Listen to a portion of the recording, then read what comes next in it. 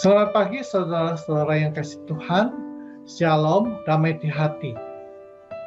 Kita baru saja bersama-sama merenungkan peristiwa Tuhan Yesus disalibkan dan mati di kayu salib. Momen itu menunjukkan pada kita Tuhan Yesus benar-benar adalah manusia yang sejati. Dan kita bersama-sama merayakan kebangkitan Tuhan Yesus dari kematian.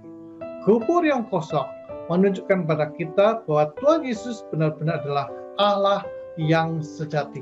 Bagaimana kedua peristiwa ini bisa memberikan dampak, memberikan satu akibatnya yang positif di dalam kehidupan saudara dan saya. Di dalam kitab Galatia, yaitu surat Paulus pada jemaat di Galatia, pasal yang kedua ayat 20 dikatakan, namun aku hidup, tetapi bukan lagi aku sendiri yang hidup, melainkan Kristus hidup di dalam aku. Rasul Paulus mengatakan, aku hidup, bukan lagi aku sendiri yang hidup. Dalam pengertian bahwa Rasul Paulus tidak ingin menyombongkan bahwa dia sebagai maha guru, tidak ingin menyombongkan kepandaiannya dalam ilmu keagamaan, melainkan Kristus. Di sini Rasul Paulus meninggikan Kristus yang hidup di dalam aku. Jadi Rasul Paulus menunjukkan bahwa dia meninggikan Kristus, bukan dirinya lagi yang menuntun hidupnya, bukan pemikirannya, tetapi Kristus dan firman-firmannya itu yang menuntun kehidupan Rasul Paulus. Itu artinya ada kesadaran untuk hidup diperintah oleh Tuhan Yesus, hidup seturut dengan firman-firmannya.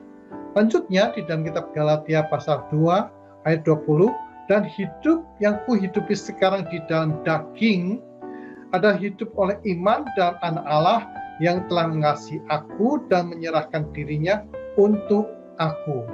Hidupku yang sekarang kuhidupi di dalam daging, artinya bahwa hidup yang hidup di dalam daging itu, di mana daging yang terus menarik atau tubuh yang fana yang kita miliki di dalam dia untuk hidup di dunia ini, seringkali menarik kita pada keinginan-keinginan yang berdosa.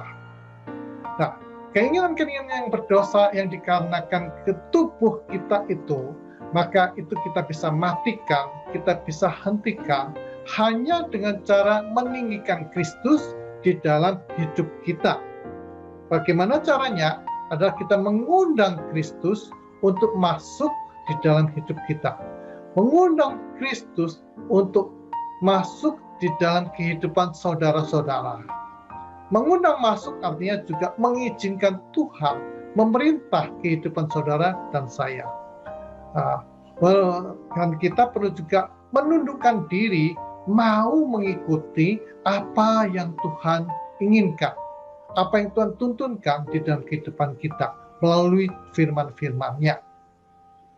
Pertanyaan buat kita di pagi hari ini, maukah saudara-saudara memiliki kehidupan yang memiliki hubungan dengan Tuhan, memiliki hubungan yang dituntun oleh Tuhan? Apabila saudara mau memiliki kehidupan yang selalu berhubungan dengan Tuhan, maka undanglah Kristus di dalam hidupmu. Saya akan berdoa hari ini kiranya saudara memiliki kehidupan bersama dengan Kristus. Mari kita berdoa. Ya Allah, Bapa kami surga, kami naikkan syukur bahwa kami boleh memperingati peristiwa kematian dan kebangkitan-Mu Tuhan Yesus.